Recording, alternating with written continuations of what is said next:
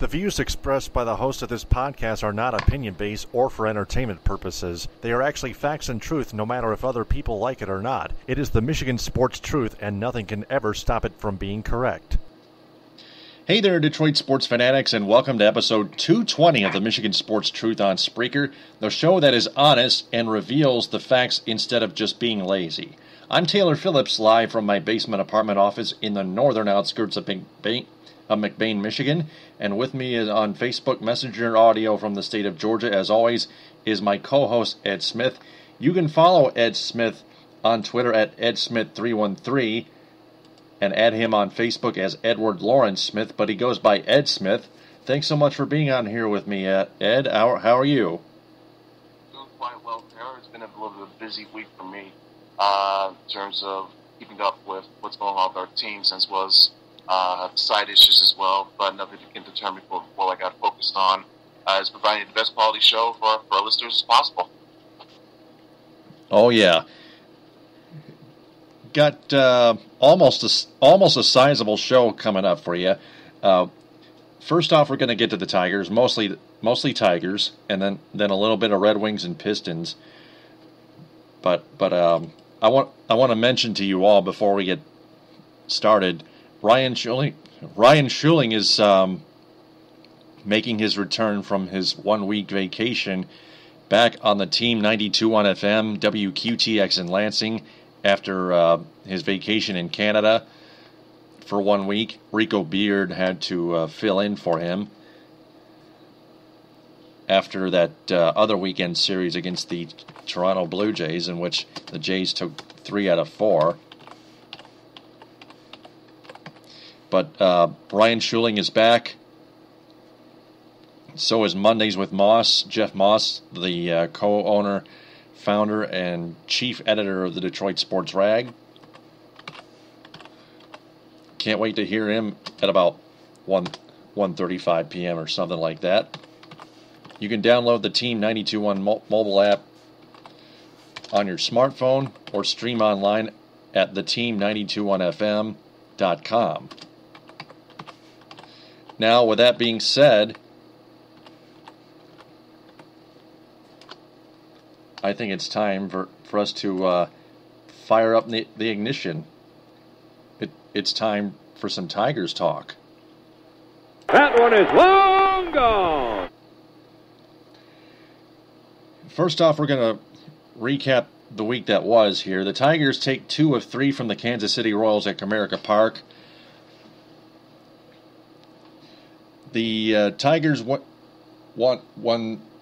the first game 4-2, a game in which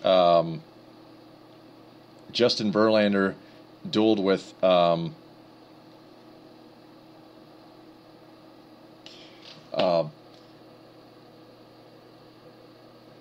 damn it, I can't remember. But anyway.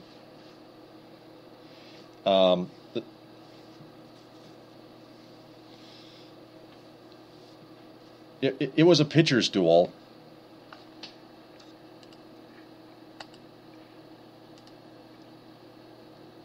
Was it Luke Hop? No, he's a reliever. And it's pronounced Hochaver, by the way. Okay, he was a reliever. Okay, so Hochaver, excuse me. Well, he took the loss. Yeah, Hochaver took the loss, yeah. But, Ian Kennedy, yeah.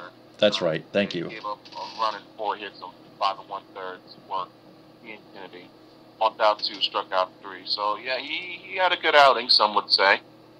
Mm-hmm. But they both had a good outing, each of them. Oh, especially Verlander. It was a little bit worrisome to see what happened in some of his starts leading up to this one. He looked uneasy. He was getting rocked. So to see him put in the effort that he had here, went 7-8 innings, I believe, he struck out 10 batters in 7 innings. Did his part, and all that was left was the offense to back him up. And thanks to that 7-inning rally, that was all we needed. So good to see Verlander showing awesome vintage form. good to see the bats come up when they most mattered. Big clutch from Victor Martinez in the 7th. Just a nice all-around team win in terms of timely hitting and timely pitching as well. That is true. Verlander got the win in that game, and those 3 runs that were scored in that 7th inning. That rally was started off by a solo home run off the bat of Tyler Collins, of all people. Tyler Collins was recently called up from Triple-A Toledo. Oh, man! And he blasted one out of here to right center field, just barely into the seats over that yellow line. Yeah, but if it got over, it counts. So that's a name that we didn't hear in a long while. But I guess the Tigers trying to find as much depth of what they can to deal with the issue of right field while J.D. Martinez is still recuperating from his injury, trying to get all the bodies that they can out there. So, tried it with Steven Moya, tried it with Mike Aviles, and now they're trying it again. Now they're trying to do it with Collins. Collins gave him a good spark with that with that home run on Friday. But they're just holding time, holding serve, some would say, until JD gets back and fully recovered. Yeah, and Tyler, we'll get to Saturday's game in a minute, but the other 2 runs were scored on a 2-run infield single off the bat of Victor Martinez. The Royals defense had that shift going, and nobody was there near the bag at second. That ground ball that Joaquin Soria, the former Tiger relief pitcher, tried to get, the former Tigers closer tried to get it, ricocheted off his glove. Looked like Soria had a play with the bases loaded and 2 out after Miguel Cabrera struck out. But it ricocheted off of Soria's glove and into the open, where the second baseman stands in his routine position, but he wasn't there,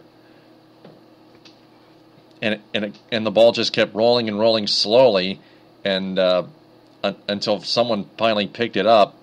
Iglesias scored the go-ahead run, and Kinsler, with heads-up base running, scored the insurance run, and that was just enough to put the nail in the coffin as Justin Wilson and Francisco Rodriguez put the finishing touches on it with their quality pitching from the bullpen. Yeah.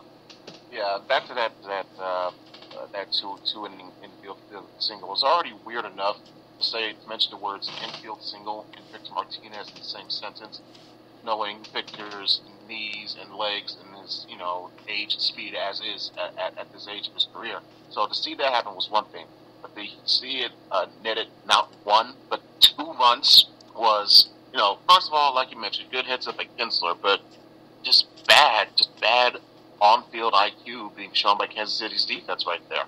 Like, I understand the shift is one thing, but how in the world can you let Victor Martinez, a guy who's had multiple knee surgeries, multiple knee injuries, is on, he's got to be, mid-30s now? And, wasn't actually known as the speediest cat to begin with. Now he's much older, and he's had, these surgeries and whatnot done to his knees, and he still beats you out for an infield single, and then you're not aware enough to know, oh snap, Kinsler, you got a runner in Kinsler trying to give us a heads up here, and you virtually give up an extra run, an insurance run that cost you the game right there. That was just more baffling awareness by Kansas City's defense. Good job by the Tigers, but a horrible job by Kansas City.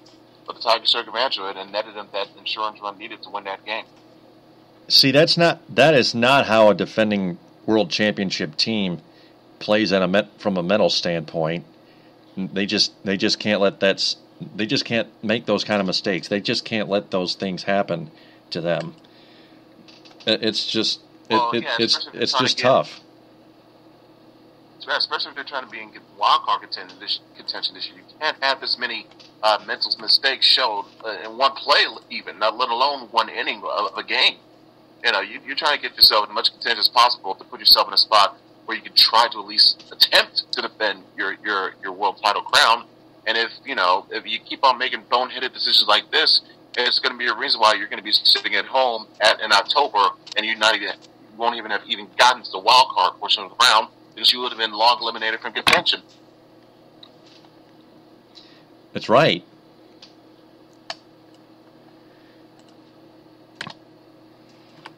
Just 1 second here. I'm trying to share this episode on social media here, but yeah, that gave the Tigers the win in the first game of the series. But the Royals struck back. They pounded Mike Pelfrey for 4 runs and 1 in the second. 4 runs in the first inning and one in the second off of Dustin Mulligan charge to Mike Pelfrey. Mike Pelfrey just kept allowing base runner after base runner after base runner, and Mike Pelfrey just took a pounding, and that's another one of those non-quality starts from Mike Pelfrey. Unlike the quality starts that Mike Pelfrey had, most of them which he had very little or no run support, but his inconsistency is showing more than that. That's unfortunate to see. Now, I will say that I think he didn't have some easy help because early on in that there was some fishy calls with how the umpire was calling balls and strikes on certain pitches that didn't quite help out Pelfrey's pitch count. But even still, Pelfrey, he's got to know how it is right now, how to find a way to get around that. You don't necessarily have to paint the corner on every pitch, especially if how the umpire's calling it. But find a way, get your batter to chase the zone, force a ground ball, that sort of thing. Don't leave him just because you feel you can't paint the corner, then you got to leave pitches over the plate for the guy to tattoo you off of. But unfortunately, that's what happened. And I think as a result, not entirely is doing, but still a big part of it. Every hitter in KC's lineup on Saturday scored exactly once. Except for right fielder Paul Orlando. So, that's due to a horrific job on the pitching end. I'll grant that the offense, tried to rally back a little bit. They managed to get 4 runs, but when you think about it, when you gave up that 4 spot in the first inning, you effectively sealed the game right there because that was the difference. Sometimes you can't be, it's a bit difficult to try to find ways to come back from early deficits. Usually in baseball, you like to set the tone first. Either keep it, as even as possible, or strike first. You don't want to be trying to overexert yourself, falling back from a deficit as early as this, as early into the game, even. Here's another thing that happened in that 8-4 loss on Saturday night, which was televised on FS1, by the way. Ian Kinsler had a ground ball hit to him, and the runner was coming home, and Kinsler threw to third, and nobody was going to third, and the run scored to make it 6-3 after Ian Kinsler cut the 5-1 deficit in half 5-3.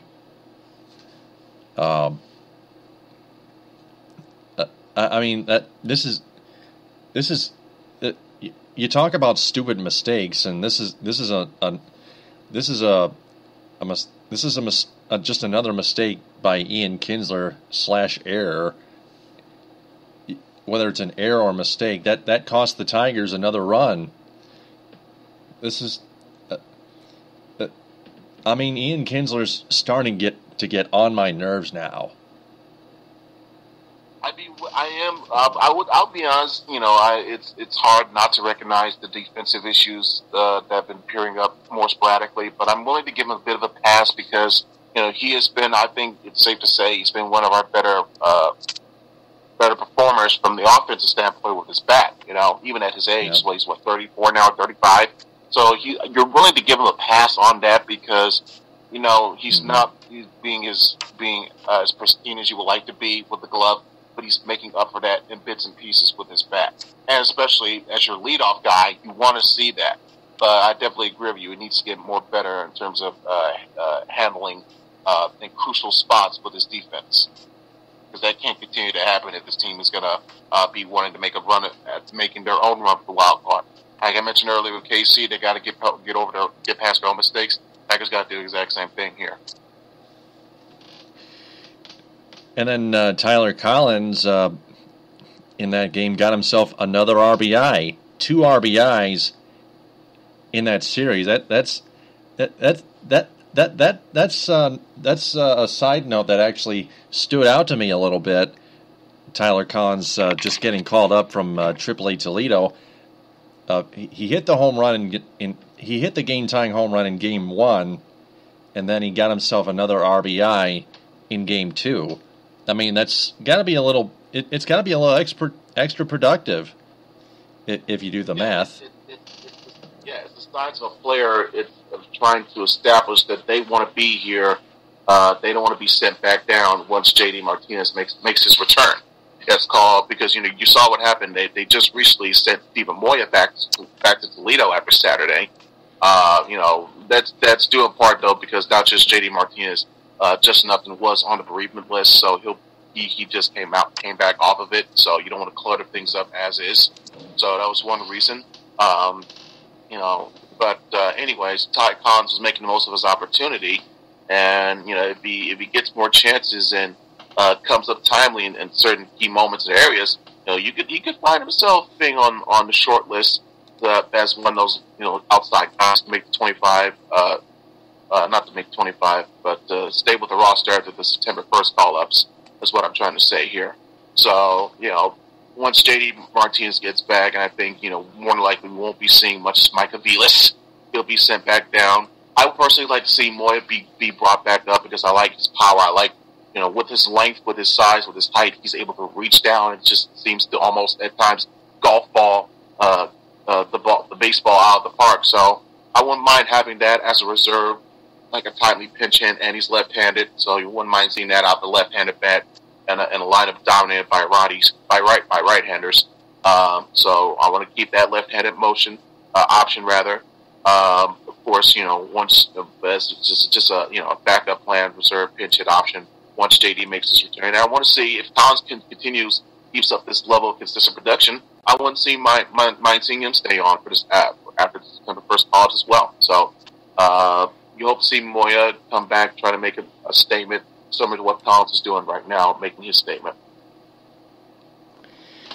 See, speaking of Moya, let's go back to Game 1. Steven Moya had a chance to make a catch in right field in that double and an error that put the Royals in the lead 2-1 and put Verlander in a losing position. You got to catch that ball. This was a point then where Steven Moya has really started to hit rock bottom. Well, at least definitely from a defensive standpoint, he's still learning. He only has 2 years of experience. He's going to turn 25 next month, so I think there's still lots of leeway for him to soak up what he's making up here, and to help develop that into a better player. Unfortunately, he's picked up a lot on his strikeouts. He's also getting more RBIs in, so it's definitely give or take here. Feast or famine, some would say. Whenever Moya comes to play, he's probably either hitting you a home run or he's striking out. More often than not, he's striking out, but when he gets you good hits, it's palpable. So, like I said, that's an option I actually personally wouldn't mind having as an emergency valve pinch hit type of situation, lefty on righty sort of thing. But other than that, no, I'm not advocating to be a starter. No, absolutely not. And what he's shown so far definitely does not warrant it. But he's still young, still has time to catch up and progress and get better. So I'm not actually losing too much hope in him just yet. Now we move on to Sunday's game, in which the Tigers won 4-2, except in walk-off fashion. Michael Fulmer dueled with Yordano Ventura. Ventura had a 5+ ERA thus far this season going into Sunday afternoon, and the Tigers' offense apparently helped him out because they only scored 2 on him.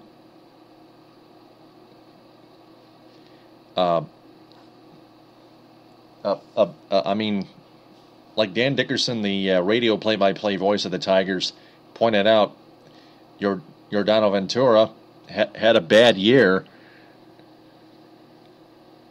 But granted, I'll give him the benefit of the doubt that he only gave up those 2 runs, and he took advantage of the Tigers' offensive mistakes or the offensive struggles as the Tigers' offense continues to sputter. But the first run was scored on a hit by pitch, I see, and then I believe it was on a balk. A balk. That's right. My bad. Thank you. The first run was scored on a balk, and then the second run was scored on a wild pitch. That allowed, I think, Nick Castellanos to score. Yeah, Castellanos hit a triple in the bottom of the 6th. Yep. And then that wild pitch made it easy for him to come on home and score. Yep, that is true. And it stayed that way until the bottom of the 9th. Just 2 batters in.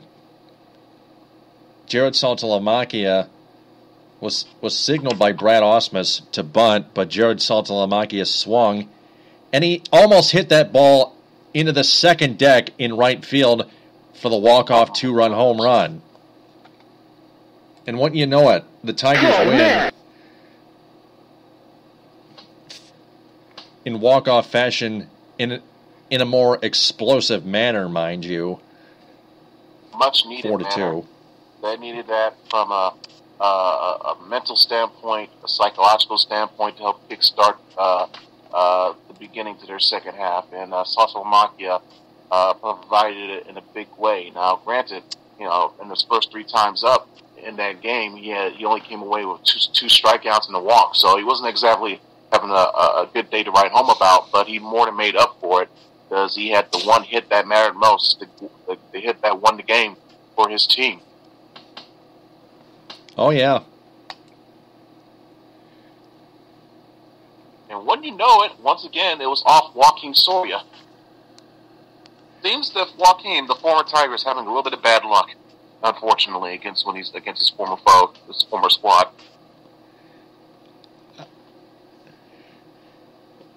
Yeah, I see what you're saying there, but we can't just blame it or put the blame on or depend on luck to help us out. We got to finish as a team. We got to finish the job ourselves. We got to knock out our opponent. That's the thing. True, you'll feel much more better if you were deciding games more, not your opponent with their own mistakes. But that's what it is in this game of baseball. Sometimes you got to take advantage of those breaks. Otherwise, you're going to be in a worse spot than what you are now. And take advantage they did. But Saltalamacchia's blast, oh man, how long was that? An estimated 457 feet. That's what you call a moonshot. Well, more than that. Saltalamacchia was trying to hit a line drive, and it skyrocketed almost to the second deck, like I mentioned before. Well, that was a heck of a line drive then, huh? Man, the crowd erupted like a volcano. Yeah. It's like a black. Well, I don't mean to pull a Captain Jenks here or Sal the stockbroker, Govern Alley, but it was a blast of wind from Howard Stern.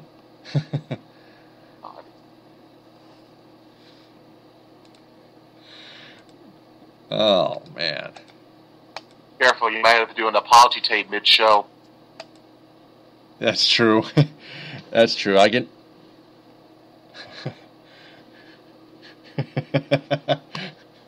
Good one, Ed. Oh, man. So anyway, we move on to the week ahead. The Tigers face the Minnesota Twins in a 3-game series at Comerica Park.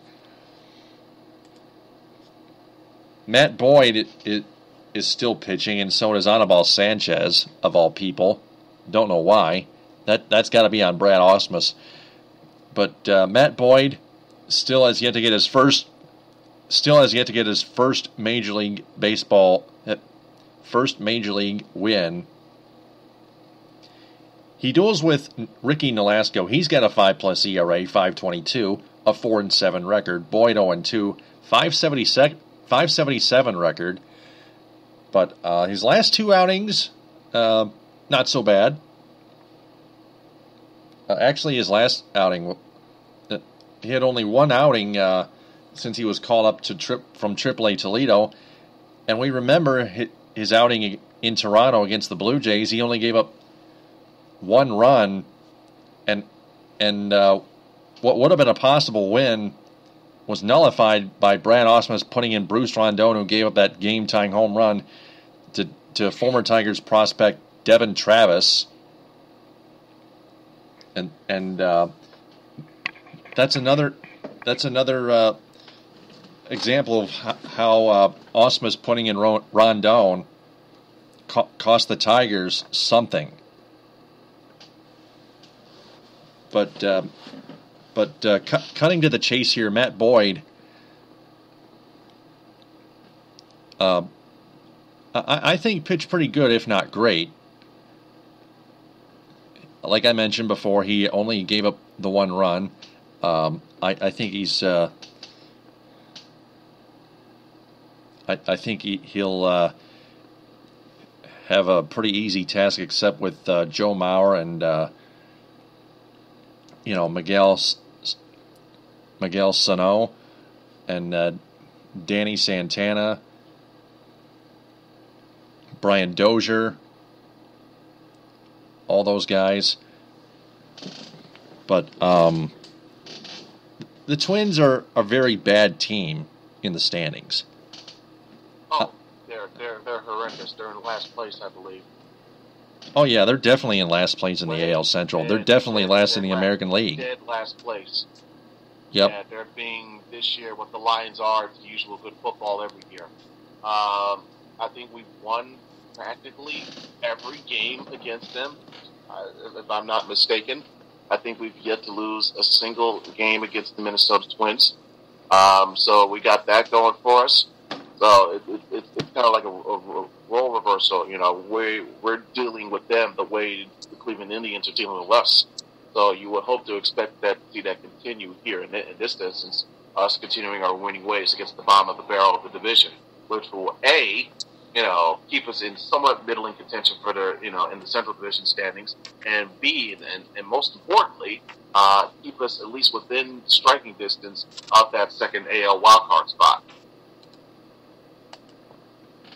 Oh yeah, that's true. So you're getting a good boost in the arm going up against the Twins for this series, I would say. Yes, you're definitely taking a risk with Sanchez, even to an extent with Boyd, but I think with Verlander in that 3rd game, seeing what he did on Friday against Casey, I think you'll hope, and now knowing you got the Minnesota Twins coming up, I think we'll see a better close to vintage Verlander showing in that one. I think his next test will be obviously at Boston against the Red Sox on the 25th. National televised game on ESPN, by the way. So I think this could be seen as a tune-up of sorts to getting ready for his next serious test.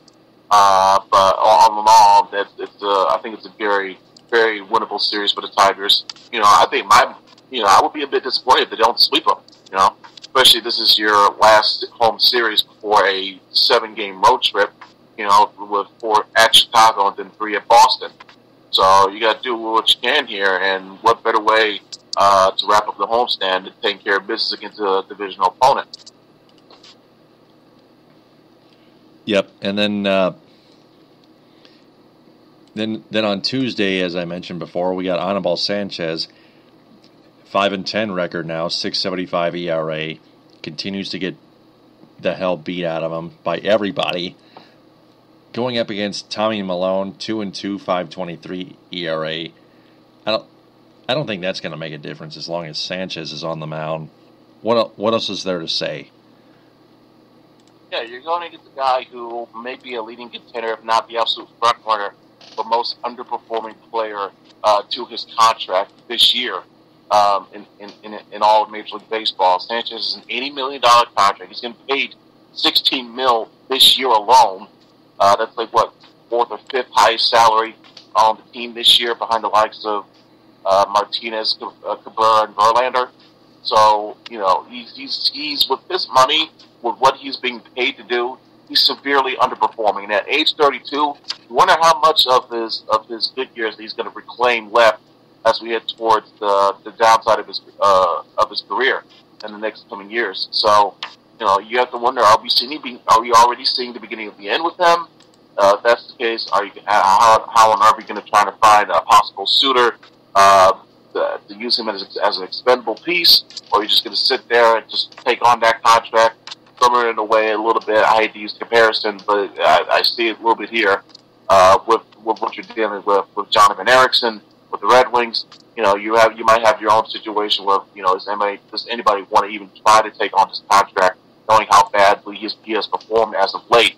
So it's a damned if you do, damned if you don't situation. You hope Sanchez gets better, but definitely not been a good showing as of late. No, not at all. Then on Wednesday, Justin Verlander is back on the hill. We all recall we all talked about his win on Friday against Kansas City. He'll face Erwin Santana, who is 3-8 with a 4.12 ERA. Not a terrible ERA, but a 3-8 record. I don't know if Santana didn't get much run support, or just gave up a couple too many runs here and there, or probably one of both alternatively, one and then the other. But it's just Verlander's job to take advantage, mostly. Oh, definitely, without question. Twins are in free fall, so let's keep them falling. Oh yeah.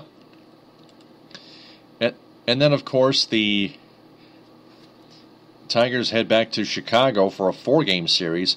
The first 2 games, Thursday and Friday at 8:10, Saturday at 7:10,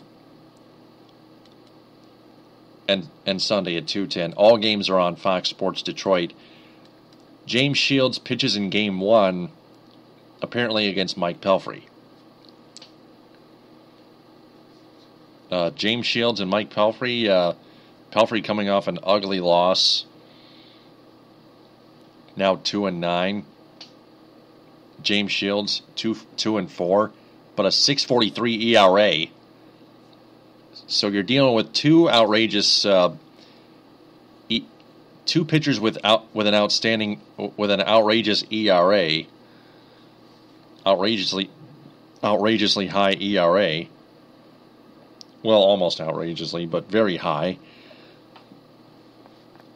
About 0.6 of the way as outrageous as Mark Lowe's ERA. True, but you have to, it's not. It's going to be interesting to see which Shield shows up, because I think he got tore up the last time he went against Detroit. But in his last 7 days, as of recording this episode, he has done a little bit better. Yes, he still gave up 3 runs, but think about what he's given up throughout the month so far. Only 5 runs total throughout July. In his last start, 4 strikeouts, had a WHIP of .77, ERA under 2. In fact, throughout the month, yeah, he does have a 6.43 ERA as of now for his whole season. But right now, through July, yes, his ERA is only a 2.08 with a whip of still well under 1 with .88. So you have to wonder if this will be his turnaround month for July per se. It's not looking likely so far because he's only got 1 win in 3 starts. But with his last 2 starts, only 2 runs and 1 run on 8 total hits. So I think it's just a matter of is he going to get proper run support. So, and the way the White Sox always seem to score runs in bunches at home against the Tigers, there's a good chance that Shields could get some run support here. So even though Shields has had a horrible season in multiple ways, he's trying to progress it and get a little bit better and better as July rolls on. So Tigers definitely have got to watch out for that one. Definitely. So with that, we go to this next Tigers topic. We remember Anthony Gose walking out on the Toledo Mud Hens, cleaning out his locker room after having a heated argument with Toledo Mud Hens manager Lloyd McClendon the week before, and skipping a game and skipping a Mud Hens game. Well, breaking news earlier the past week, Tigers suspend Anthony Gose for 3 games, and then and in the process they demote him to the Double-A Erie Seawoles. And I just think that's a fair punishment. But I think. Do you think Gose should have been released? Well, I think release will probably be a little bit jumping the gun on the overreaction train. Granted, he did act in a very disrespectful manner towards his manager in that regard, and Lloyd McClendon. But I wouldn't say, let's cut the guy. It's not like you put hands on him. You just got to scream with him. But still, actions like that cannot go tolerated. So, yes, they absolutely made the right decision in suspending him. Yeah, I think I agree. That kind of attitude cannot be and will not be tolerated. No, it can't. Got to be a bigger man than that. That's for sure. And now we go to this article written by Chris McCosky, a Tigers columnist of the Detroit News. We dissect through his idiotic Tigers midseason grades article, and trust me, trust me, like at least 85% of this is inaccurate. Of these grades, and their explanations are inaccurate.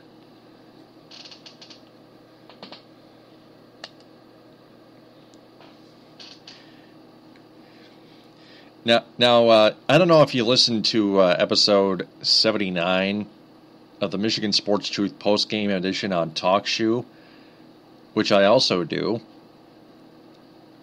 in my own podcast organization.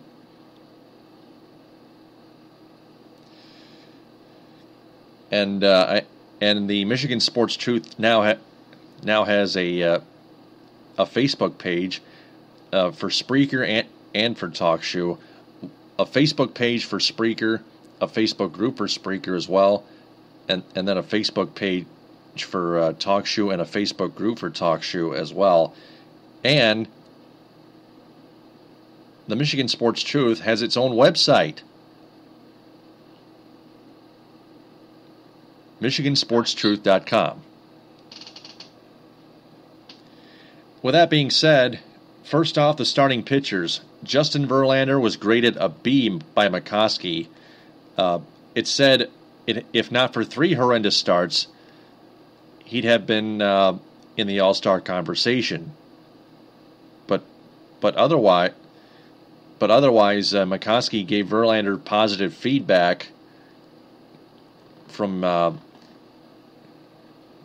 power arm to complete pitcher. His firm fastball, a high percentage of strikeouts, and much more savvy in terms of exploiting a hitter's weakness. Just then in the end here, he needs to cut down on the home run balls. He's given up 16 of them total. So a mid-range B for Justin Verlander. How do you change that, Ed? Give it a slight downgrade. I'll lower it to a B-. I won't be too harsh and say a C because, like I said, definitely agree. I know it's going to sound weird me saying this, but some of these, going through some of this now, so I think there are little hits and bits that I do find myself agreeing with. But I also look at his numbers as well, and I think one number that helps out Verlander's case is his whip. He has a 1.13 whip to go along with 4.07 ERA, 8-6 record. He's showing, like I said, like McCosky did mention, those 3 bad starts were a definite mark on his grade as well. But in terms of his overall game, it's a much better Verlander than what we saw. I want to say in 2014 and then for most of 2015. So he's making his way back, back away towards that dark period per se.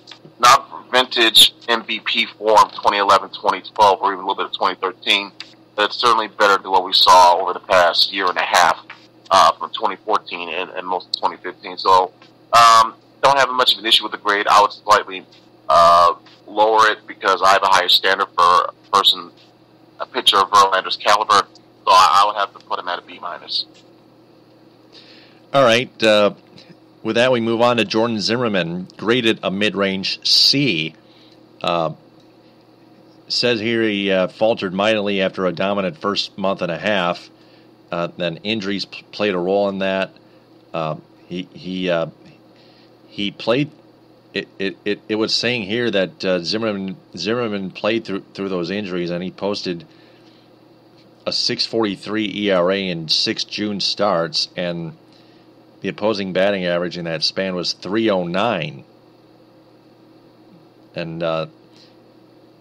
And apparently Zimmerman should have been put on the DL earlier than he was. But the mid-range C, your thoughts? This one I think is a fair grade. I really don't have much else to say. I think it's everything. It's summed up perfectly. Great April, good May, terrible, horrible, awful, horrific June. And so far, and in July, he's on the DL.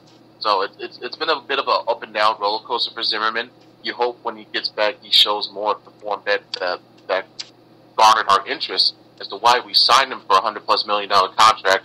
Show more of the form that he displayed in April, as opposed to what we saw in June. So if he gets back more to his April form, cuts down on that ERA and keeping that opponent batting average as low as possible, you could see, obviously, he'll be one main reason, if any, the Tigers have any hopes of trying to get into the wild card. He's going to be one of their big reasons why. How he performs will help determine how the Tigers as a whole do in the second half of the season. So don't have much of an issue with that. Probably thinking towards a C- rather than an all-out C. But I think, it's about even out grade for what has been an uneven season for Zimmerman so far. Now we go to Michael Fulmer. He's graded a mid-range A. He's been by far the best starting pitcher out there for the Tigers. Period. Yeah, he's been essentially their MVP for that rotation.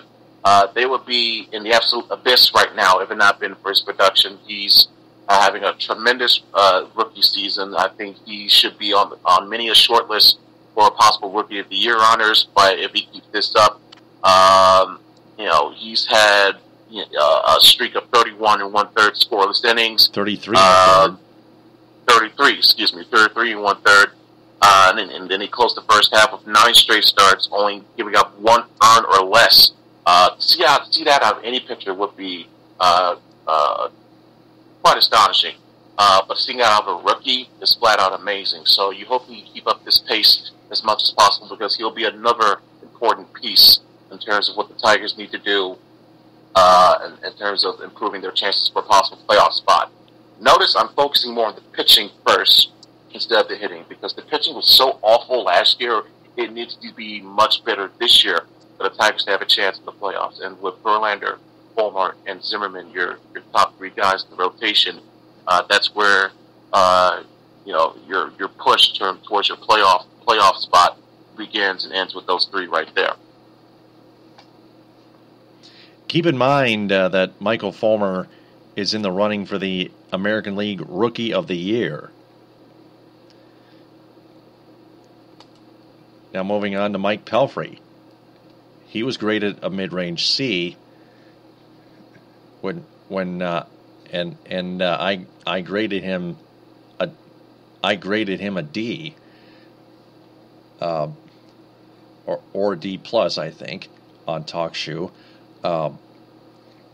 Like he said, like we mentioned before, is 2-8.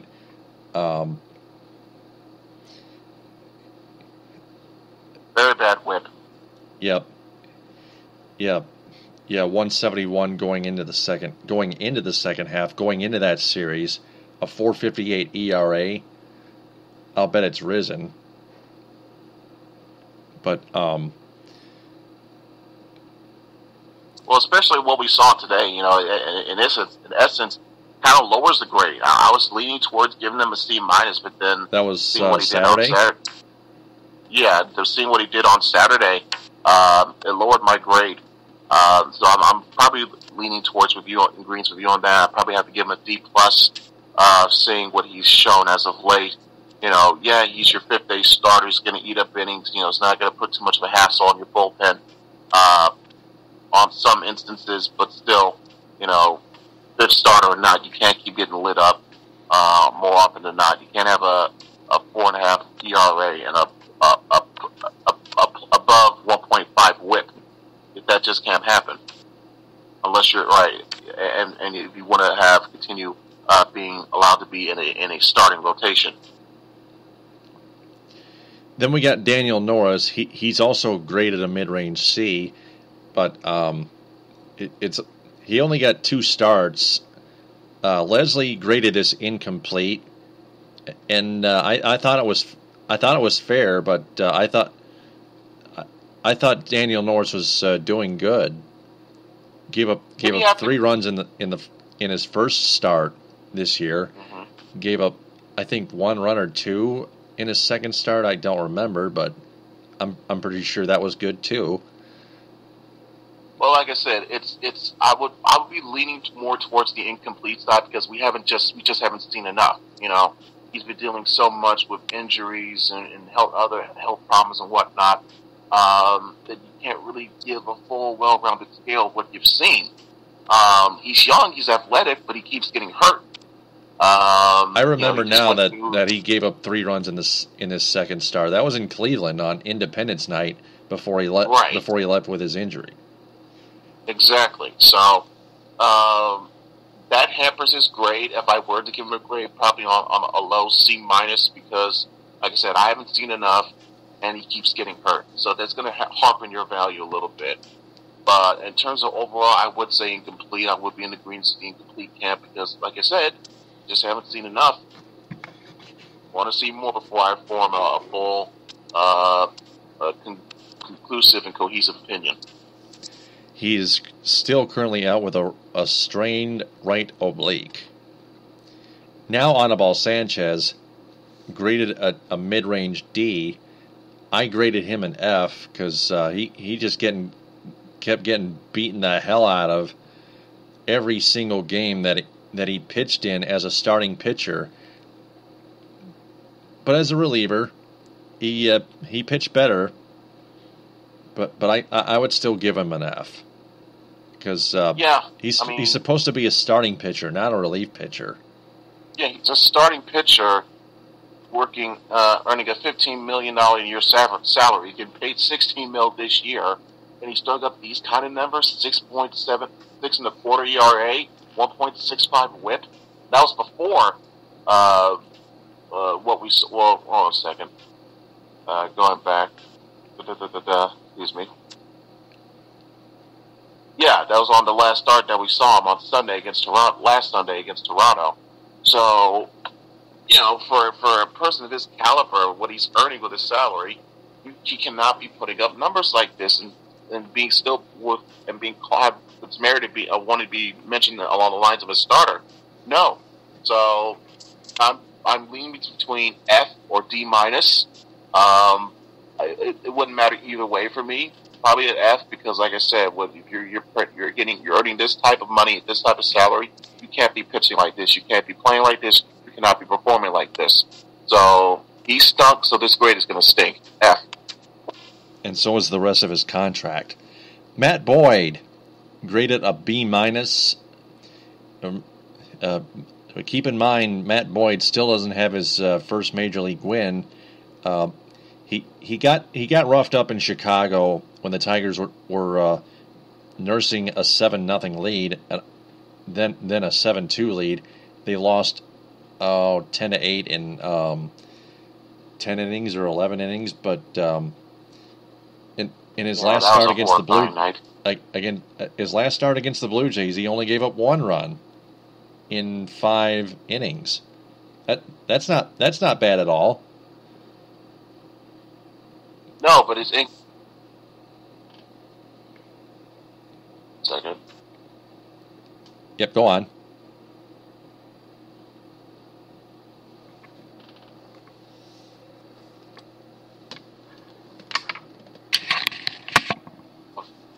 More consistent starts, and hopefully more of the good kind, not bad kind.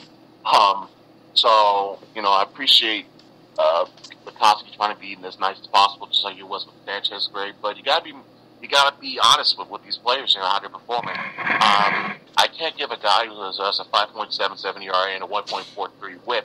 Oh, by the way, he's not had a single win yet this season. I can't give him a B grade of any kind, any kind. So I have to give him a C plus. Yeah, he's not terrible, but he's not getting you wins, or he's not, being put in a proper position to get a win. So, not necessarily his fault, but, he's got to get better. So I'm giving him a grade that hopes to get him better. So I give him a C plus. I'll give him a mid-range C because Boyd still has yet a lot to prove. Definitely agree. Now the relief pitchers, Francisco Rodriguez graded a mid-range A. Only blew 2 saves, 19 consecutive saves before his second blown save, and then 6 consecutive saves thereafter. Very, very impressive. McCosky says his changeup is a collective off well-located 89 and 90 mile-an-hour fastballs. They're paying off. They're paying dividends. Yeah, it's what fans were hoping to see more of with Joaquin Soria last year, but it just through either not getting used properly or just bad, inconsistent outings. We didn't get much of a treat with that. He had the 13 straight, saves, but after that, it was just, a little bit downhill from there for him. But with Rodriguez here, 24-26, only 2 blown saves all year, very low WHIP, 1.08. Is able to balance off his low speed fastballs with good changeups and breaking balls. Keeps hitters guessing, and for the most part, just finds a way to get it done. It's not necessarily shut down 1, 2, 3. Oh yeah, Mo Rivera in his prime, but I think it's certainly better than the days of almost having heart attacks watching the likes of Fernando Rodney and Jose Valverde and Todd Jones for that matter. That's right. Justin Wilson graded a mid-range C. He had a 111 WHIP going into the second half before his 17th hold of the season. I think Justin Wilson has impressed has impressed me more than he has impressed Chris McCosky. I would give Justin Wilson at least somewhere in the B range, probably at least a B minus or a mid range B. Close to a B minus. Close to a B minus. He hasn't been as as impressive in certain spots. I mean, if you're a relief pitcher and you're giving up a 3.368 hitting percentage with runners in scoring position and in 2 outs, yeah, that's a problem you want to take care of. So that's gonna harpen your grade. That's gonna hinder your grade a little bit. Another thing, left-handed hitters are batting .280 against him. That was what was posted at the time of this article. I don't know what it is now, but that's also troubling too. If you're a lefty and left-handed hitters are hitting almost 300 off of you and you're a reliever, that's a problem. So the job as a reliever primarily is to either hold runners or not allow any runners to get on. Keep the run production as low as possible for your back end guys to bring you home. And as one of those guys to help get us there, to our Mark Lowe's and Rodriguez's, he's got to do better against lefties, and he's got to do better in 2 outs. So that's the 2 things that are keeping him back here. Otherwise, I'm probably giving you leaning towards either a high C plus or a low B minus. I say high C plus. All right, Alex Wilson, he's graded a C plus with his 135 WHIP, a 3.55 ERA. Your thoughts? He's showing good capability to be used as well as possible back end guys or close to the back end in the 6th or 7th inning. There's one thing that does bother me. He has allowed 11 of 23 inherited runners to score this season.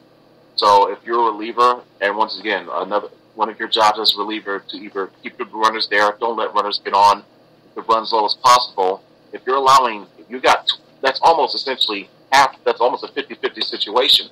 Half the time that you're coming in to prevent guys from scoring, they're still scoring anyway. So you got to figure out a way to take care of that. You're supposed to be one of these relievers that get you not at the back end, but helps get us towards the back end in the 6th or 7th inning. So I got to give him an even C. An even C. I like his whip, but the 11 out of 23 inherited runners allowed to score, has me worrisome. So I got to give him a C for that. All right.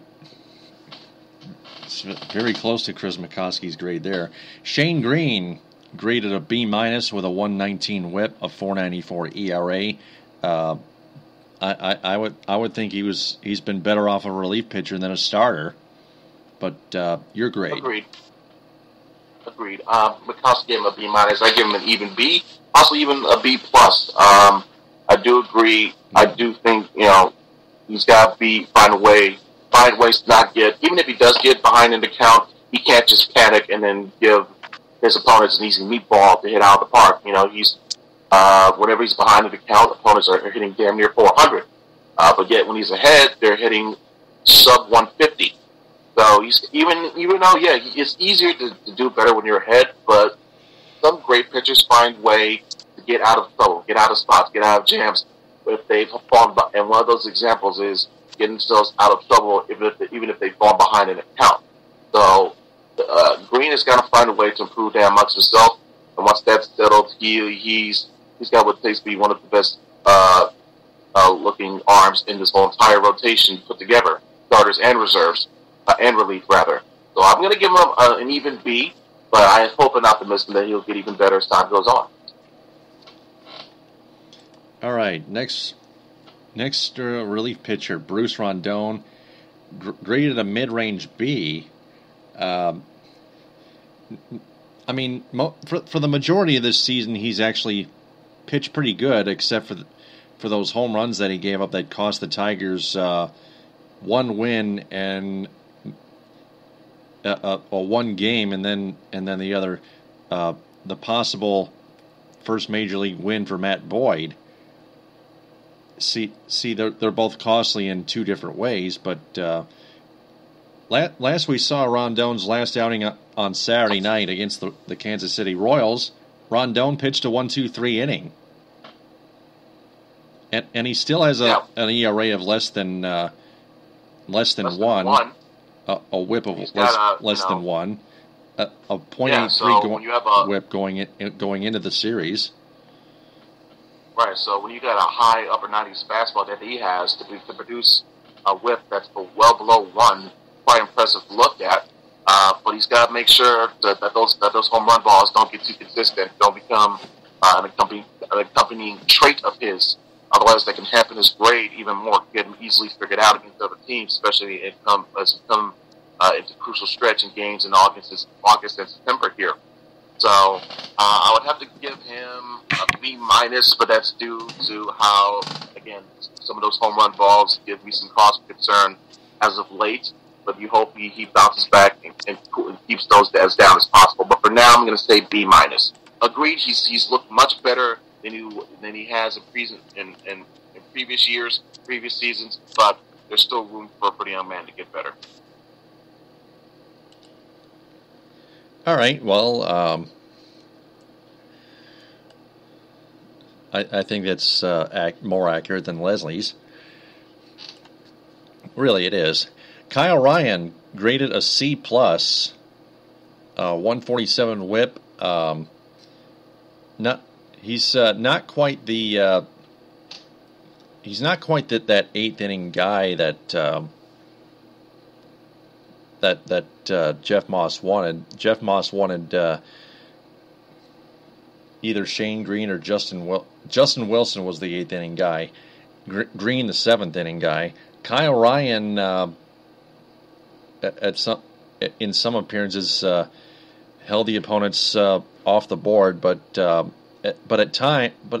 the same time, at times, he kept allowing base runners. Yeah, that's a problem. That's a definite problem. Which, once again, I know sometimes it's baseball. Sometimes things are going to happen. You're not going to go out there and have your bullpen. Once you get to your bullpen, oh yeah, it's lights out. Very few teams can say, oh yeah, once we get to our bullpen, we'll shut you down. I get that, but still, if, for instance, seeing him allow 3 runs in 1 inning against Toronto was beyond baffling to see. But yet, beforehand, he allowed just only 1 run in the past 10 2/3 innings of work. So you got to find a way to grade this all on a curve. I've been leaning more towards an even C because it's when I see a whip of near 1.5, that has me shaky, and for a reliever, that's definitely troubling. So he's got to find a way to tidy that up and get better on that regard. So me an even C. All right. Mark Lowe graded a D when Jeff Moss thought he should have been graded an F. 185. I go F minus. F minus. If there was such a thing. Yep. That's got to be an F. Yep. Oh my God. How the hell do you have an ERA over 10, a whip near 2, and you have a grade of a D? Oh, what, you would represent the old English D with that? What an idiot. Yeah, I mean, that is D as in disgraceful, speaking of which. D is in disturbing. Yeah. Terrible.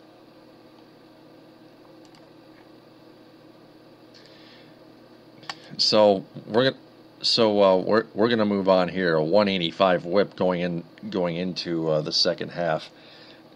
To add on 10:05 going into it. But obviously a low pitch to 1-2-3 inning in Saturday's appearance. But again, none of this crap can happen. Buck Farmer, 138 whip, 394 ERA, C-. Your grade. Buck Farmer, I got no qualms with that one. It seems that he still seems to be a development in process, so this will either be, if to be honest, I'd probably rather rate this an incomplete because I think there's still much more for him. The book is still open out on him, You don't know exactly what he is yet. I think next year will be a better determining factor than what he is this year. But if I had to grade him, it'd probably be close to what McCosky had. So that one didn't infuriate me, make me want to hit my head up against the wall the way the Mark Lowe grade did. So yeah, whatever. Then we have the listed incompletes by Chris McCosky: Drew Verhagen, Blaine Hardy, Dustin Mulliken, Warwick Saupold, Logan Kensing, Bobby Parnell, Robin Buxton. That's been it. I don't know who Robin Buxton is. He definitely deserves an incomplete, but the name first, like Robin Buxton, that deserves incomplete. Yeah, I've never even heard of him. I've never even seen him pitch for this team ever. But yeah, I mean, and in terms of that, I think, like you said, you could have added a couple more guys to that incomplete list, namely Daniel Norris and Buck Farmer. That's just me. All right, but I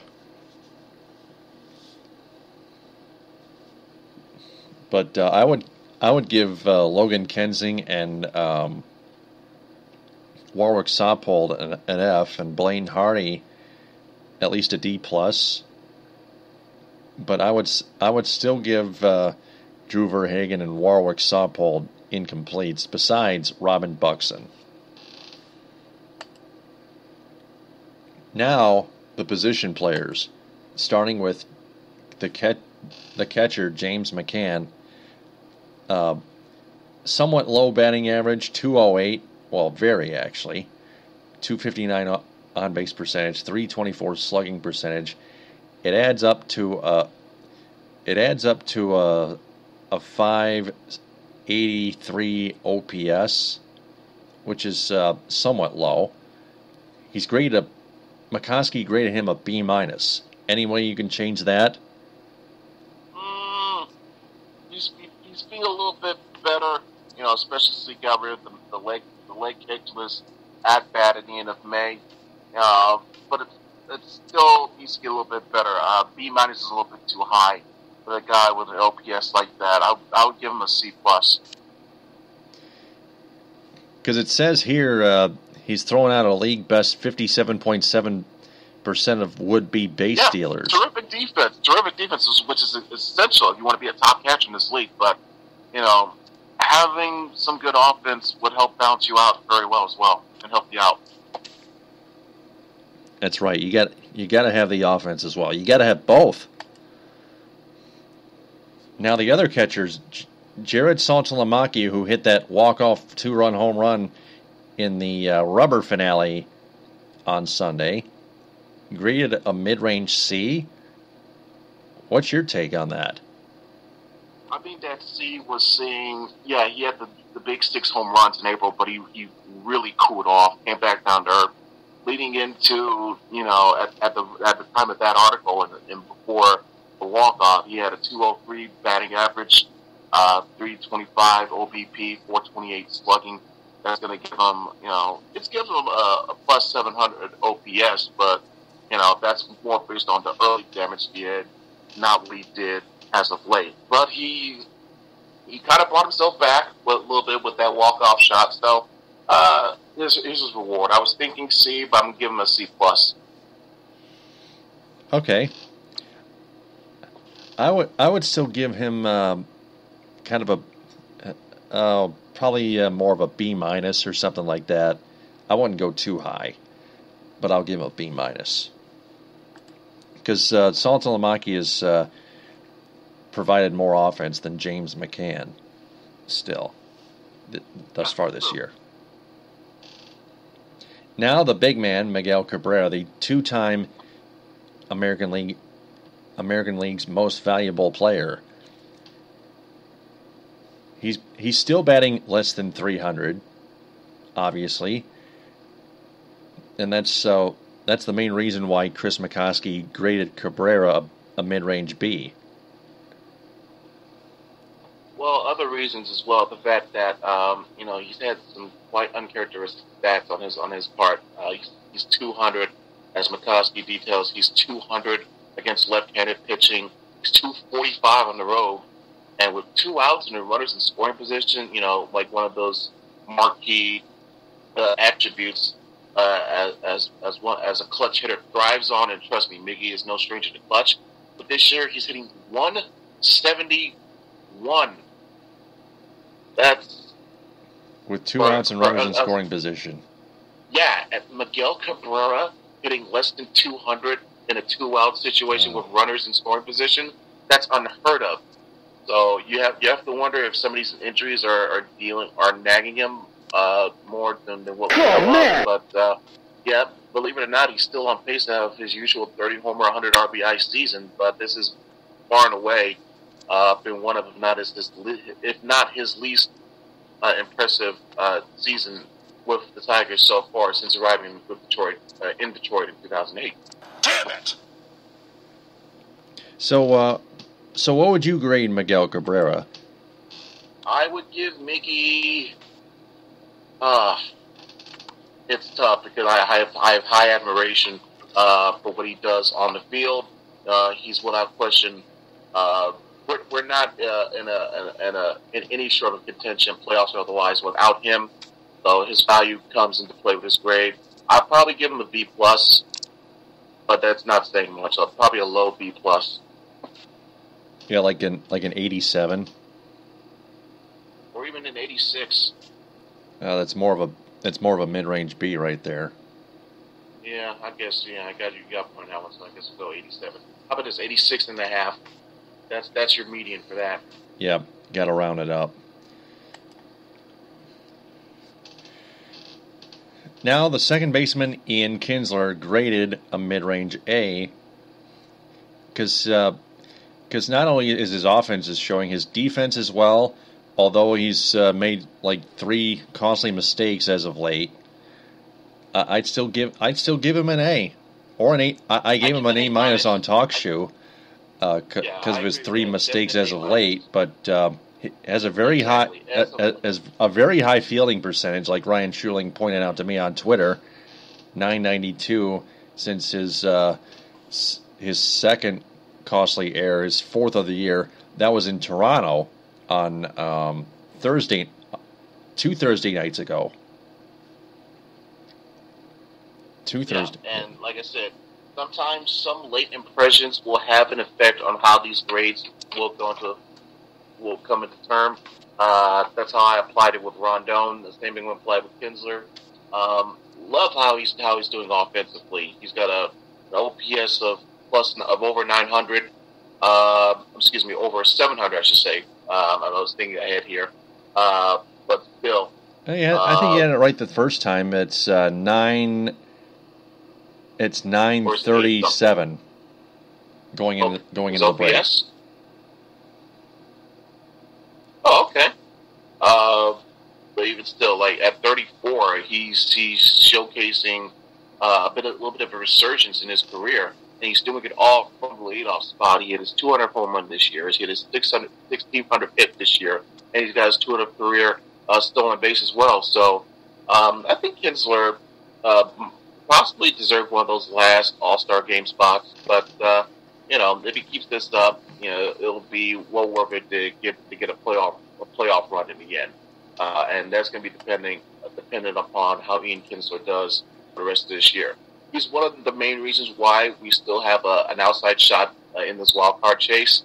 So he's going to be one of our main reasons down the stretch as well. Jose Iglesias graded a mid-range B with a 250 batting average and with an OPS of over 600. That's 635 total up going into the break. Your thoughts? Fine with that. I would be actually leaning towards a B+ because I'm getting mightily impressed year in year how he's doing with his hitting. Yeah. He came here known for his speed and his glove. We thought he's going to easily carry over the bat that he showed with Boston, but unfortunately that first year just wasn't meant to be. But I think looking back on it, that was probably a situational year where he was getting himself. Some players they need that transitional year where they got to get themselves used to playing in a new team, playing with a new system, new teammates, given a new uniform. As crazy as that sounds. So that 2013 when he arrived with the trade deadline, I believe, that was his transitional period of getting used to playing in Detroit. Now that he's well into it now, this is what his third full season with the team, and he's healthy too, so he's not getting as injured as he did during his tenure here. So that's helping him with him being out there almost every day, helping him get his consistency with his bat, and the more he's hitting, the more he's on base, and with his speed, always a perennial threat, either to steal a base or score a late clutch run. The glove is going to be there. The glove is there, I should say. He's got the substance, but he's been advised to cut down on the flash. I believe was it from either Cabrera, from a combination of Cabrera, Osmus, Kinsler, and Omar Vizquel. Cut down on the hot dogging. Don't try to be flashy all the time. Be some efficient, show some more efficiency, and that helps out too. So for that, I'm gonna give Jose Iglesias a B+. All right, that would be a great call. The third baseman, Nick Castellanos, a .302 batting average and an .876 OPS, and I think he's better defensively than Andrew Romine, for goodness sake. Oh, way better, no question. Yeah, and he's graded a mid-range A.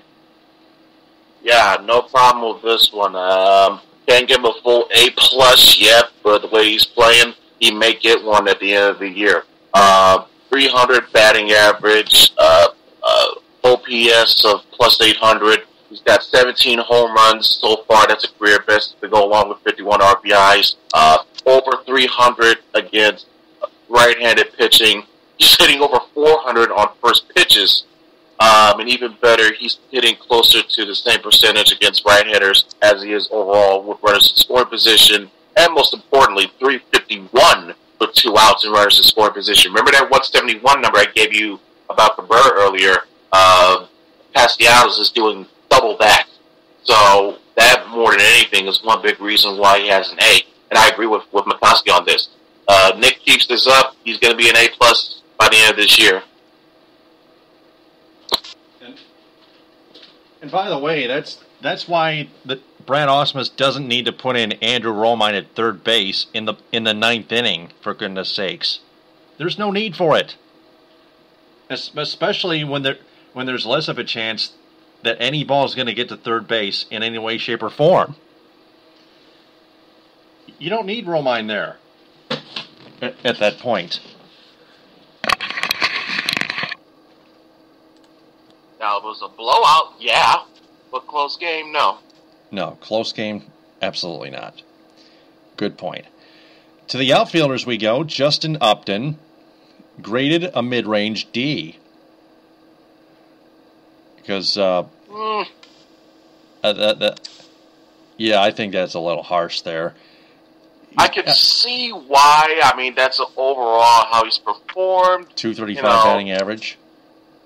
Yeah, first few months looking real shaky, but since June 14th, with an OPS of 813 and over 800, 5 homers, 20 RBIs, I think that would have raised him to the grade in my view. I think he had a good finishing stretch that first half, so I would give him at the very, at best a C- here.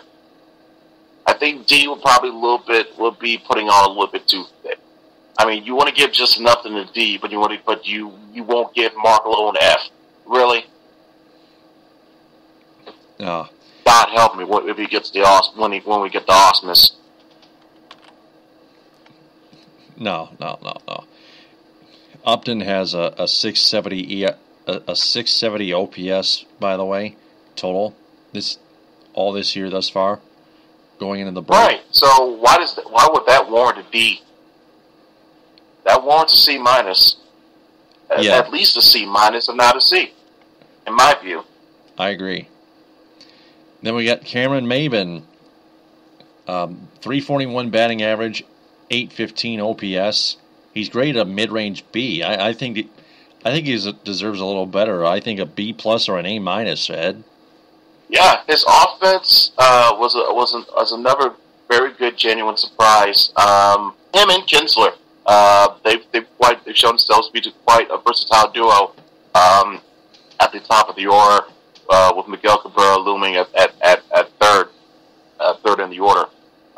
In 49 games played, he scored 32 runs. He and Kinsler have scored a combined 103 runs at the top of the order. Even though Maben, with his dealing with his injuries and whatnot, missed a month of the season so far. So to see him come about with this, knowing that JD Martinez will be coming back soon, it's quite a good option to keep in your back pocket in terms of needed offense for down the stretch here. So I'll probably, if his defense were better, I would give him an A. That's how good I've been liking Maven's season so far. But on offense, B plus is still fine. Due to his offense, I should say. Oh yeah, because remember, Maven had an OPS of over 1.5 at one point. Extremely high. Red hot, white hot. Oh man. JD Martinez, a mid-range B, 870 OPS, 286 batting average. I'd say not bad at all. I'd go higher. He was on his way to possibly getting some consideration for an All-Star game, in my view, when he got hurt. Right before he injured his elbow, he was hitting with an OPS over 1,000. Okay, and it's clearly evident how big his loss has been to this team. So when you think about that in terms of your overall value, that's got to up your grade at least a little bit. So for that, I can give him at no worse than a B plus. I think give him an A would be a bit too high, but I think if you want to go overall with what we have seen so far, probably a low A minus, but at the very least a B plus. And because he's missed so much time due to his injury. So this is a shade towards an incomplete because, like I said, he got hurt and we haven't seen him come back yet. But as of now, I would say B plus with a to be determined on final grade as well. If he comes back, shrugs off that injury, he and Castellanos could have a good chance of earning A pluses, on my view, by the end of the season. Then we got Steven Moya, graded a mid-range C. Moya was batting around 300 before he really regressed, and then got sent, and then recently got sent down. Still has an OPS of 839 going into the break. 267 batting average going into the break, but again, he's regressed since hitting 300. You're great on him. This is a grade I have no problem with. It's it sums up of what can be a feast or famine player. It's either you get your at bats, you get good A's or and hit home runs, or you get bad F's and you strike out. It's been like that for Moya, and once you balance out all those A's and those F's, you get a C right in the middle. So I have no problem with that, with giving Moya a C. Anthony Gose graded a mid-range D, especially his very bad numbers. Not quite horrible, but very bad. And then his incident with Lloyd McClendon in Toledo and the Mud Hens. Bad numbers followed up with even more bad attitude. So, yeah, you want to let emotion fuel you? Well, fine. Here's some emotion for me. Here's an F for you, sir. Not going to tolerate that crap. I would give him an F as well, definitely. Oh man, and speaking of bad attitudes, Anthony Gose hates sabermetrics. That caps it off. Oh my God, you just can't. Oh yeah, he deserves that F. An F for FU. That's the spirit. Now the designated hitter, Victor Martinez, graded a mid-range B. Very high OPS, 968 rather. 305 batting average going into the break. And then that two-run infield single by Victor. But he's been in a bit of a slump lately, but still very good numbers.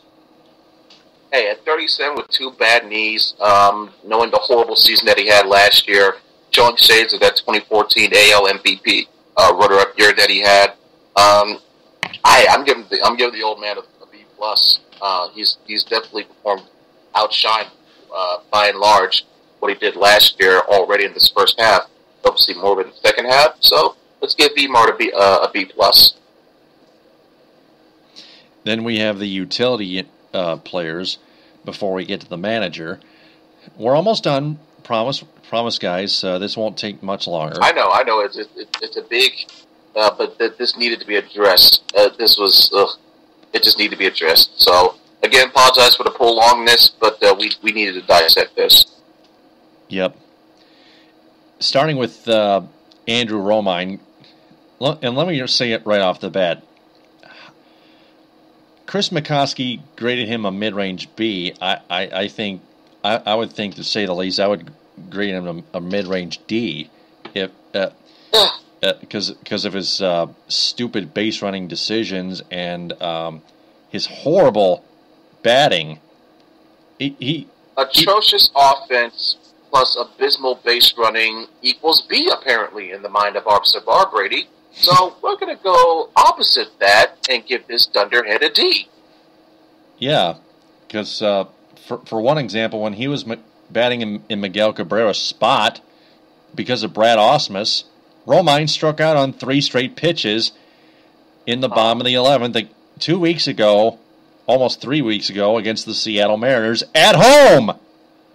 If you are going to be plugged into the spot, essentially substituting for the rest of the game for the best hitter on the planet, you had better make damn sure well that you at the very least show some sign of production.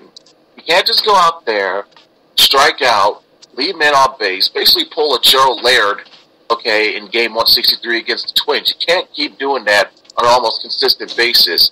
Yet you do, and somehow you get a B, when really, in actuality, you should be getting a D, if not an F.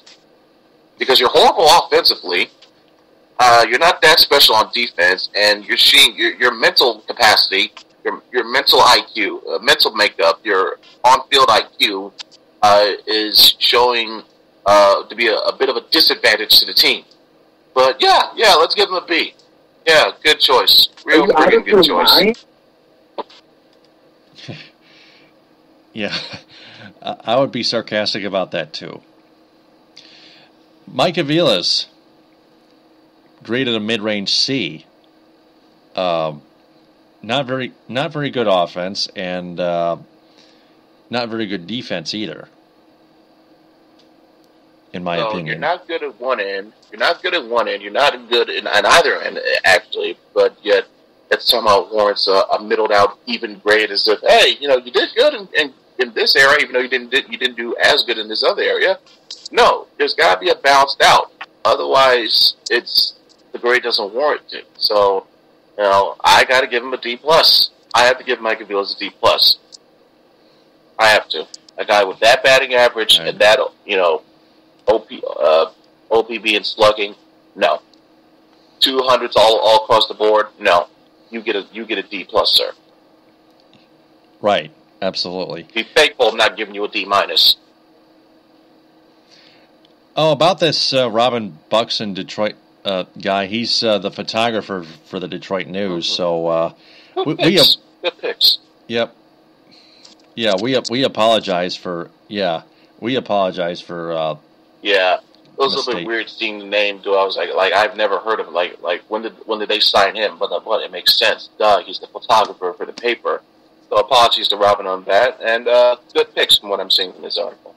Yeah, we sincerely apologize. But with that being said, the incompletes, only 3 of them, Tyler Collins, Bobby Wilson and Casey McGahee. McGahee got shipped from the Tigers. And Bobby Wilson got traded to the Texas Rangers. Tyler Collins is the only guy we have left as a listed incomplete by Officer Barb Brady, Pick-a-Lake, Chris McCosky. Hey, at least he hit a home run on Friday. I know, and I know he's got a lot to prove, but I'm going to give him at least probably a D plus, if not an incomplete. Yeah, I'll give him a C minus. Young man has something to prove, and the way he's performed, like you said, getting those 2 RBIs in that series, I think lets me know. Hey, he wants to fight for a spot.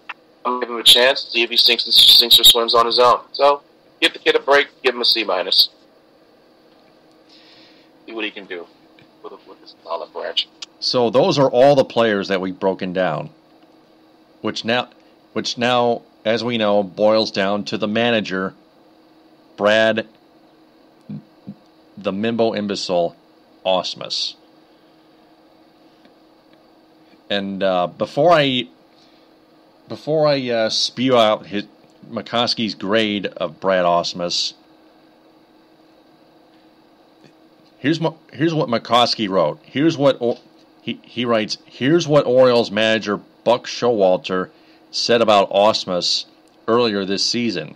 Quote, "He's part of their solution, not their problem." Are you out of your mind?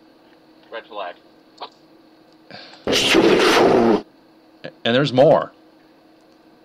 And I wouldn't tell you if I didn't think that. Quote, and then McCosky's words, "Ausmus has steered with a calm, steady hand through unbelievably rough water this year.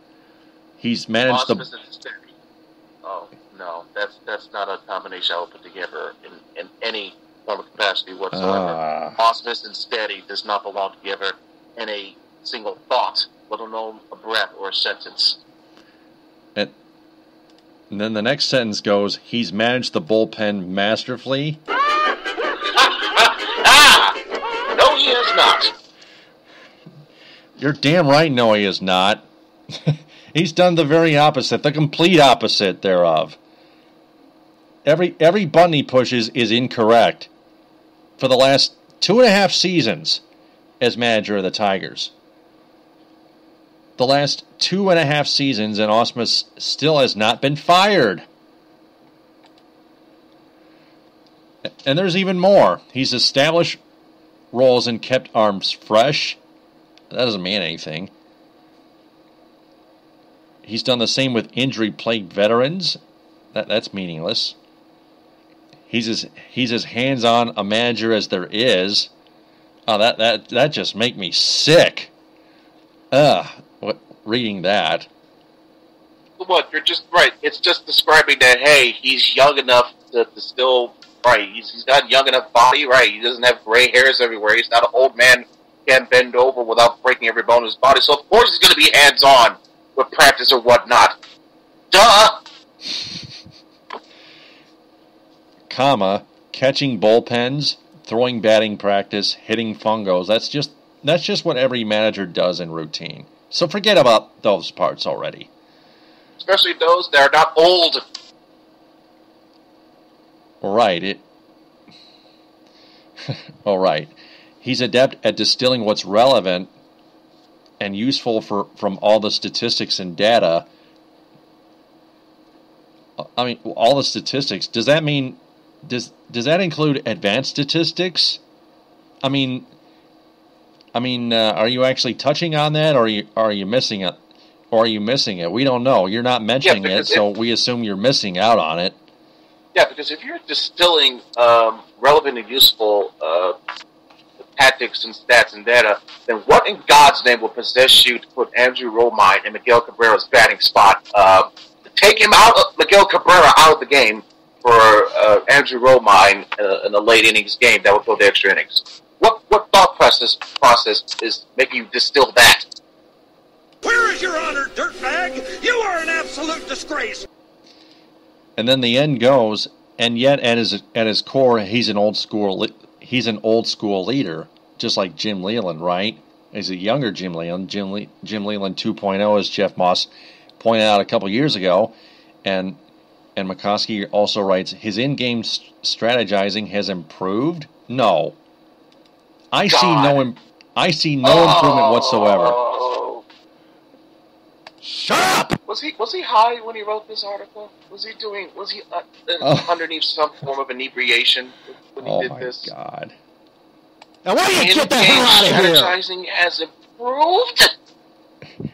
In-game strategizing. Oh my God! Oh man, we're both gonna puke. We're both gonna puke, man. That just made me ill just reading that. Oh my God. It's not just pickling, but delusional on drugs or something like that. and then what there's baseball has he been watching? What's that? What baseball team has he been watching this year? Nobody. Okay, he's not watching Joe Madden and the Cubs, that's for damn sure. That's true. And unfortunately, neither am I, because WGN it has now gone back to local TV, and WGN America is now gone from all cable and satellite television. By the way, but there's one. But back to this here. There's one more sentence. Even when the moves fail, the methodology is usually sound. Oh, there's the cherry on top of the sundae right there. God, that is the icing on a diabetical cake of this absolute bad journalism. God almighty. Put me out of my misery. What was the grade? He graded him a B+. Oh, God. Illogical. Illogical. My God almighty. I can't say anything right now. I'm floored. I'm literally stunned. This is like reliving the botched punt against Michigan State all over again. I'm numb right now. I have no idea what the hell to do next now. My God.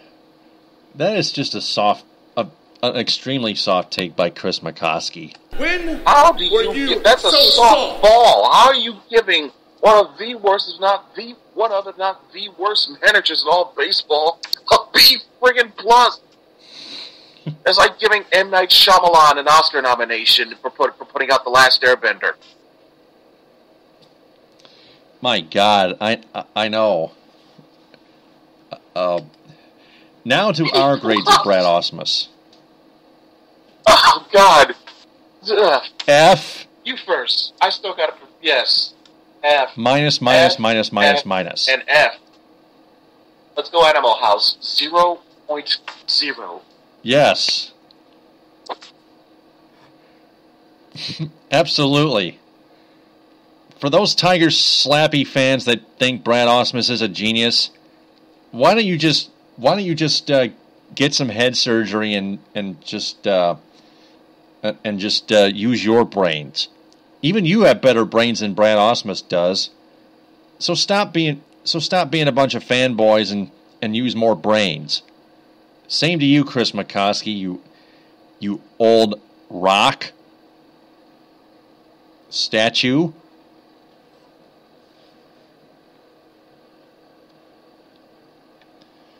Man.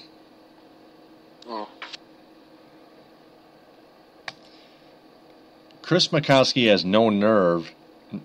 He's just a son of a bitch that has no continuity or knowledge. Was he trying to be buddies with somebody? Is he trying to suck up? Because this will definitely play into in terms of feeding in the soft mentality that some might have in terms, or why players would like to come play in Detroit, because the media here is just, oh God, if they're not patting on the back, they're asking if they want to wipe your ass as well. Oh my God. Oh, wow. Yeah. There's our cherry on top of our sundae.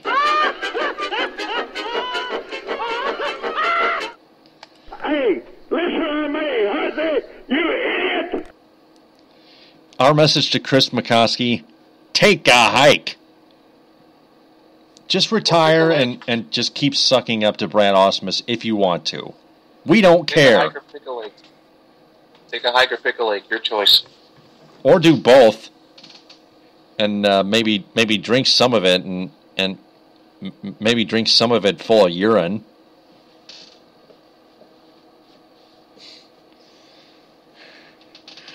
So we finally a lot of people, nothing to see here. Yep. So we finally dissected the entire Chris Officer Bar Brady Pick a Lake and Drink a Lake McCosky article. Awful article, that is, on the Tigers midseason grades in 2016. And that's all the Tigers material that we've covered, so why don't we get Red Wings and Pistons off our chest real quick, starting with the Red Wings.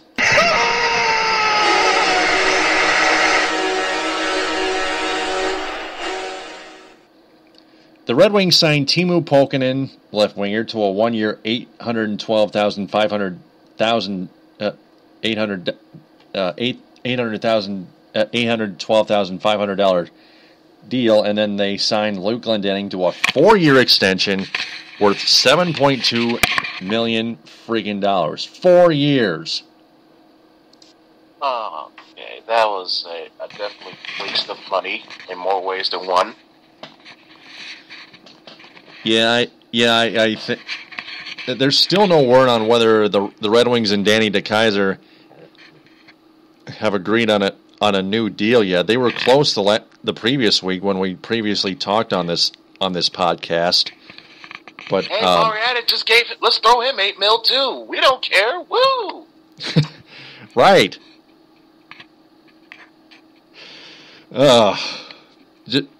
It seems like Ken Holland is making an everlasting statue out of this organization. It was just another example of a Kenny Boy loyalty deal. That's what it is.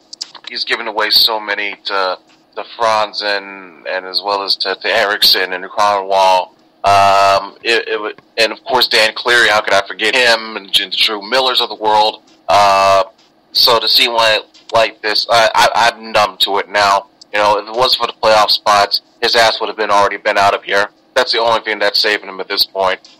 I feel the same way. way. If it wasn't for the 4 cups and the playoff streak, this would be Matt Millen, Randy Smith status right now, guaranteed. Yep, and they can just keep using that excuse just to protect their job. I don't. Yeah, they can at least try. It's not going to matter if they keep getting knocked out in the first round the next 6 or 7 years, or at least 4. You're more on the mark with 6 or 7.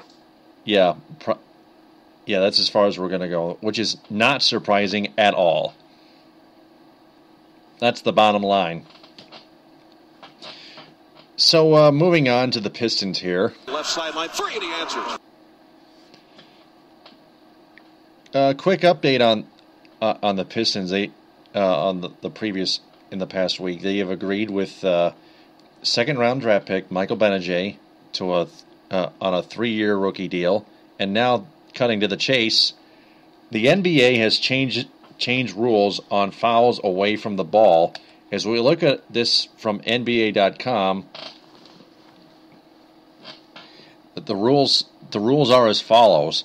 Number 1, the current rule for away from the play fouls applicable to the last 2 minutes of the fourth period, the fourth quarter, and the last 2 minutes of any overtime frame, pursuant to which the foul team is awarded 1 free throw and retains possession of the ball, will be extended to the last 2 minutes of each period. That's a bonus. And number 2, for inbound situations, a defensive foul at any point during the game that occurs before the ball is released by the inbounder, including a legitimate or natural basketball action such as a defender fighting through a screen, will be administered in the same fashion as an away from the play foul committed during the last 2 minutes of any period, i.e. one free throw and possession of the ball. Number 3, the flagrant foul rules will be used to protect against any dangerous or excessively hard deliberate fouls. In particular, it will presumptively be considered a flagrant foul if a player jumps on an opponent's back to commit a deliberate foul. Previously, those type of fouls were subject to being called flagrant but were not automatic. Now they are automatic. Or as I like to call it, the Chris Paul piggyback special. Yep. So those are the only 3 rule changes that the NBA has made.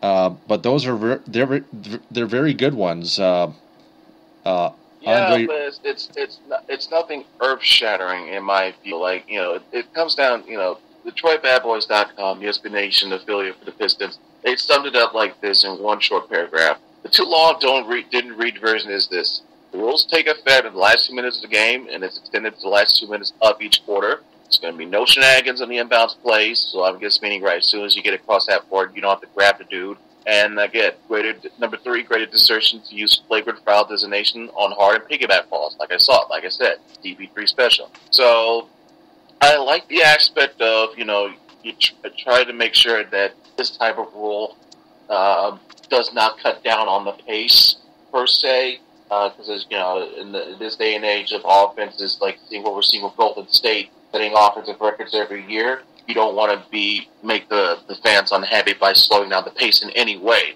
So I get that, and I even like the matter of the whole. It's kind of similar. Has that little bit of a flavor of the 1-and-1 rule that college basketball has, where you only shoot one free throw, you make it, you get another chance, you get your second free throw. If you miss it, it's anybody's ball. So it's a little bit of that. But it's just that the shooting team gets possession, so I kind of like that aspect. But what it boils down to is what I've been saying, what you've been saying, I think what everybody else has been agreeing with. This was not going to make Andre Drummond automatically all of a sudden get better. It's not like he ate a senzu bean all of a sudden, oh, look, I can shoot free throws. No, it's called, don't be trying to depend on or cling to a rule change like a baby calf nursing a suckling teat. Get your big behind in the gym. Okay, practice, shoot them underhanded, shoot them overhanded, shoot 1,000 times, shoot 10,000 times, I don't care. Get better at making your own damn free throws. Get it to 40, get it to 50 even. And that way, you won't be finding yourself sitting on the bench at the end of games because you can't hit a free throw to save your life. Yeah, I was going to ask how is that going to affect Andre Drummond? What's he going through? What's he thinking? Yeah. But he's got to do his job. That's going to be one of our 5 questions coming up next. Yeah, absolutely.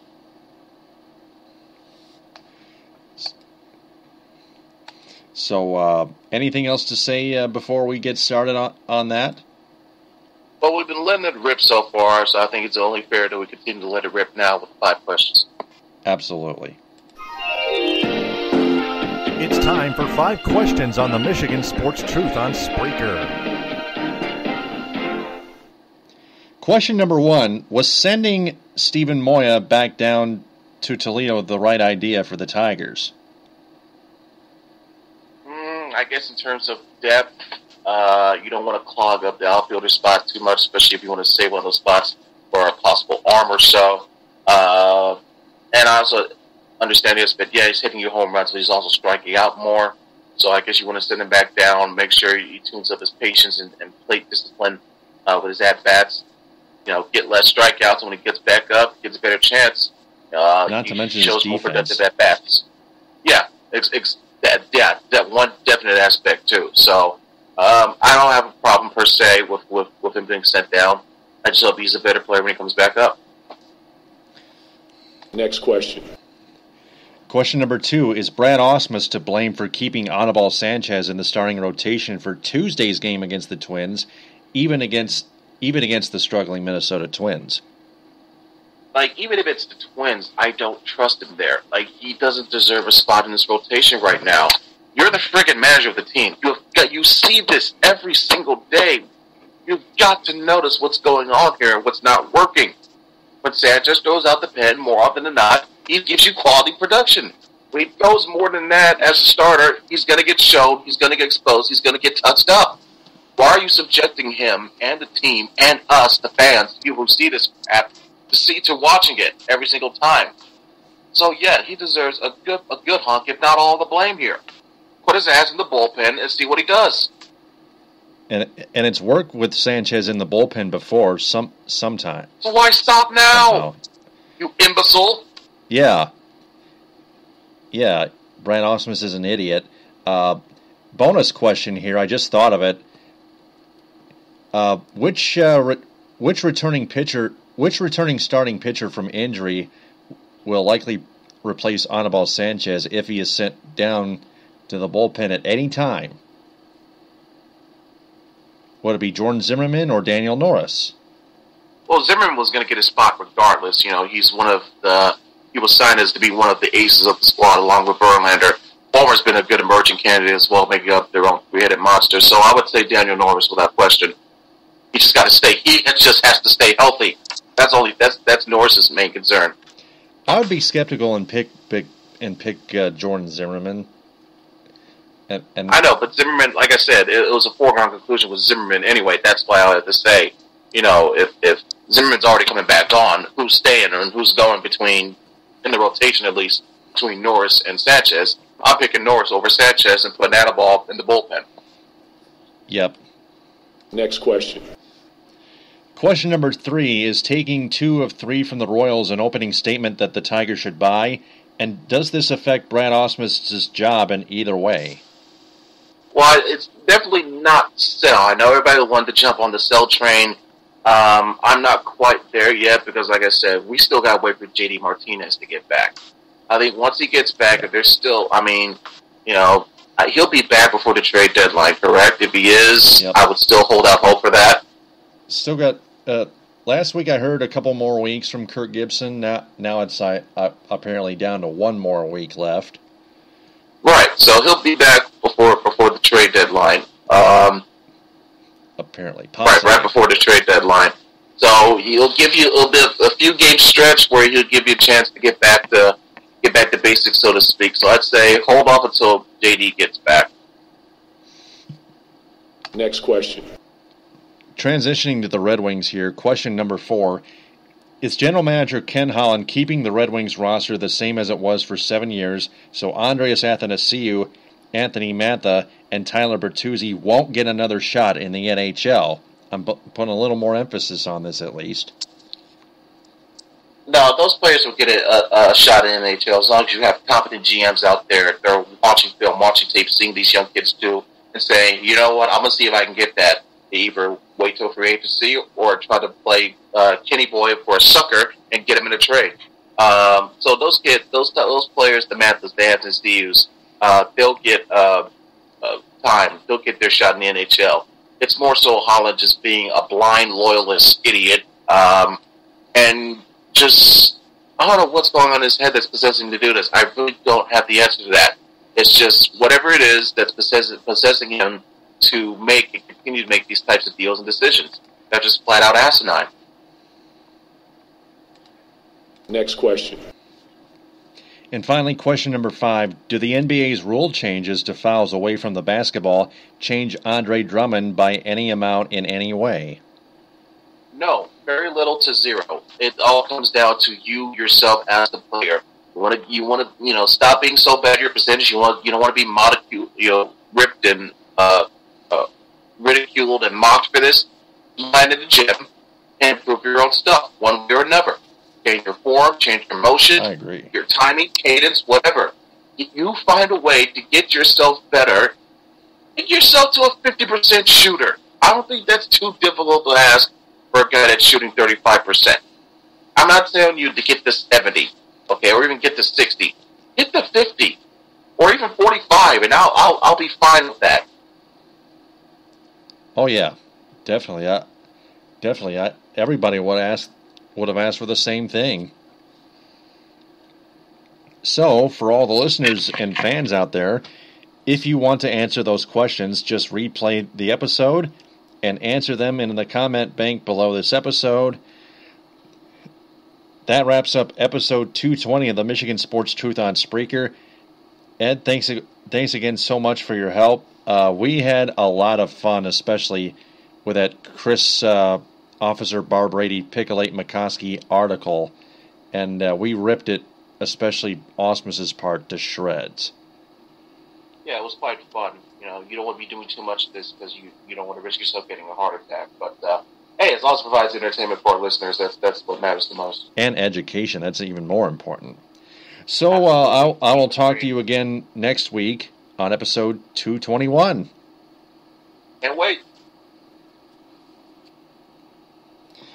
And for Ed Smith, I'm Taylor Phillips. If there's anything you fans want more of or less of on our podcast, please let us know. Follow us on Twitter at DT2Phillips with 2 L's and Ed Smith 313. TTFN, ta-ta for now. Bon appétit.